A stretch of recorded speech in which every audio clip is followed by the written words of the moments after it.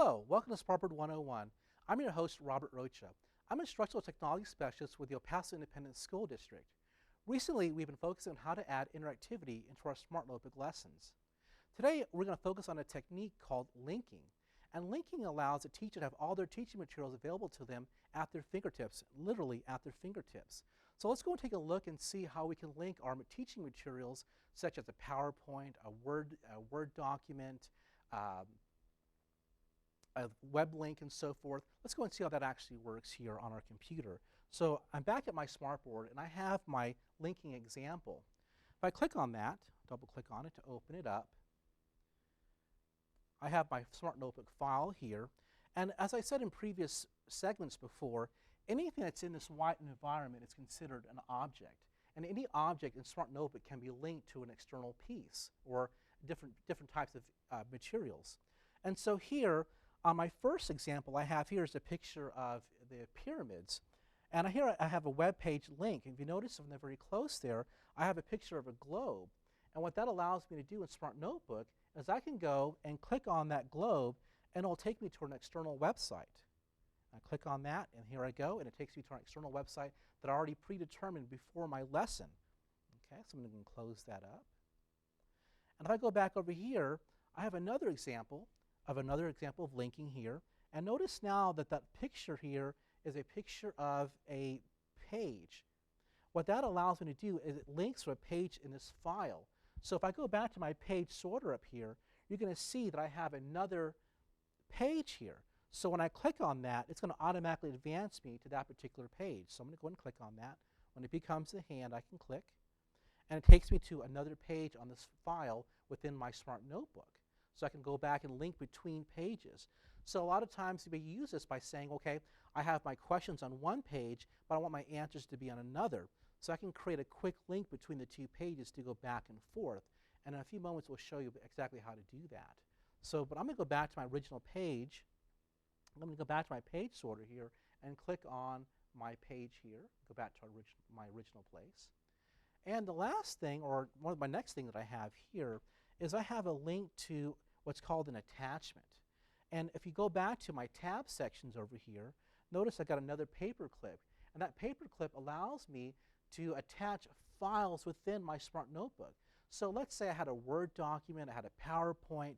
I can actually attach that, a whole copy of that, into my Smart Notebook file. So as I take that file anywhere around me, that file will always be there for me to use. And so let me go back to my page sorter tab here. And if I click on that attachment page, watch what happens.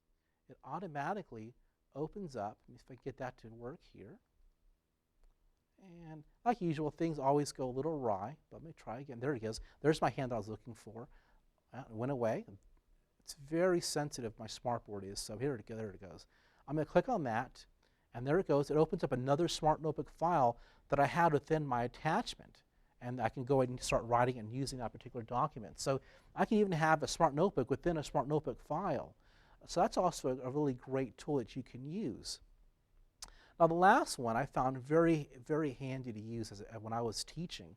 And that's, again, it's the same picture of the attachment here, but instead of attaching a current link to my attachment file, I'm looking for a file on this computer.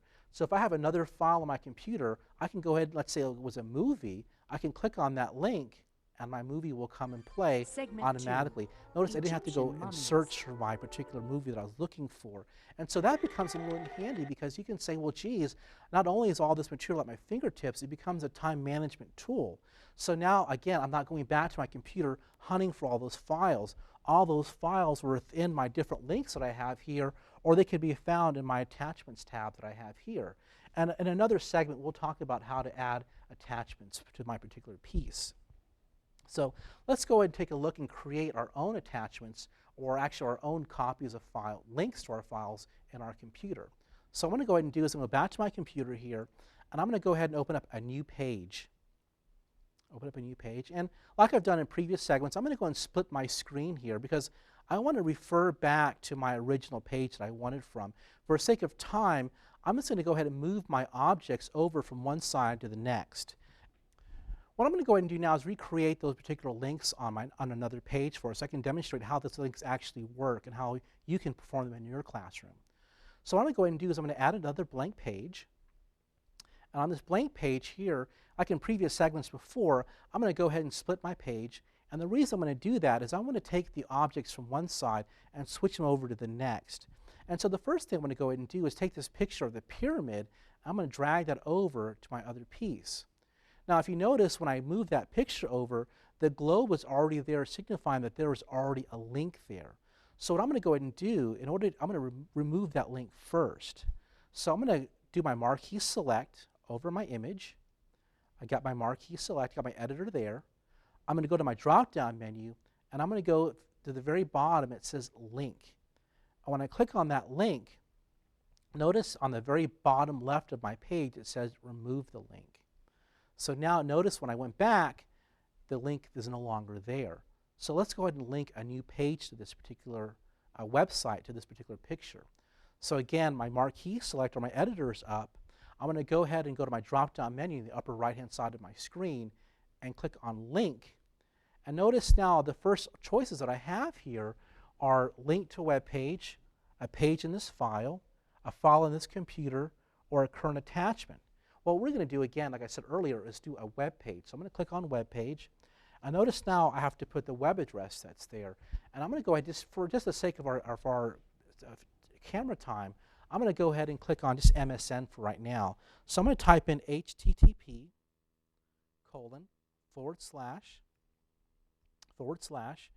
and I'll put msn.com. Okay. Now once I put my web address in there, notice now I still have some other choices that I can pick from. I can do a corner icon, which means I'll get that symbol of the globe, or I can click on the whole object itself and use that as a link. So I can just click on the picture and it automatically becomes a link. Now, usually in most cases that's pretty good to go ahead and do, is use the whole object. But a lot of times we put links up and we may, as we're teaching, we may forget that a link is there.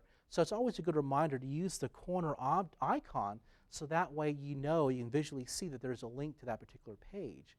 So I'm going to go ahead and keep that as my default, my corner icon, and I'm going to click OK. And there it is, my link that's there. And I know it's a link because if you notice here, when I move my cursor away from it, it becomes a cursor. But if I put my hand right on top of it, it becomes a hand. So that I know is a link. And let's go and see if that link works. I'm going to go and click on it. And sure enough, it takes me to msn.com. So it's working for us. That's a working link. And so I'm going to go ahead and how you create a link to an external website. Now let's go ahead and link to another page in this file. So I'm going to go and grab the picture here of my little, looks like a vase or something here I have, I'm not too sure. I'm going to click on that, and again, one thing, the link already came with us, so I'm going to go ahead and remove that link. I'm going to go here and go to link. I'm going to remove that link, okay? And so now I'm ready to add the link again. So I'm going to go to my drop-down menu. I'm going to click on link, which is on that last group of items on my drop-down menu. I'm going to click on link. And now I'm going to choose the second option of page in this file.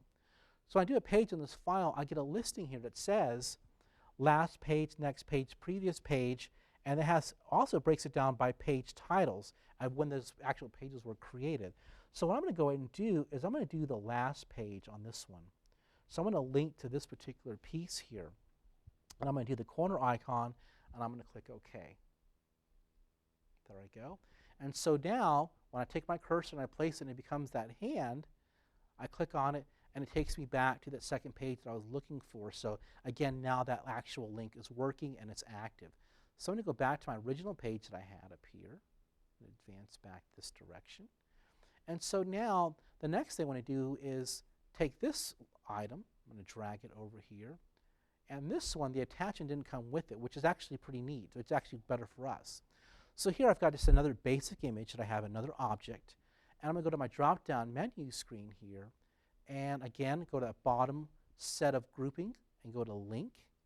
I'm going to click on link. And now I'm going to do the last item, which is a current attachment. If I click on that current attachment, I have all these different attachments that I have here.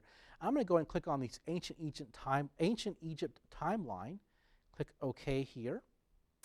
And now when I click on this, it's going to open up another Smart Notebook file that I have. So let's go and see if that link works for us. I'm going to click on that one. And sure enough, it opened up another version or another copy. I had another copy, another file that I have on this attachment. Click on that one. I'm still back to my original document that I had. And here we go. My last item that I have is this particular mummy. I'm going to move that one over there. And there it goes. And again, I have to remove that link again. So let's go down here. I'm going to go to link. I'm going to remove that link. Okay. And now I'm back to relinking it again. So go to the drop-down menu. I'm going to choose link. Okay. I'm going to go to file on this computer. I'm going to click and I'm going to browse for my file. And it was on my desktop. There it goes, my video. Click open and click OK and say yes, or that particular one to override it. And now I have my link to my file on this computer. So I hope you enjoyed learning how to link within your Smart Notebook lessons. And that pretty much wraps it up for today. Have a good day. Bye-bye.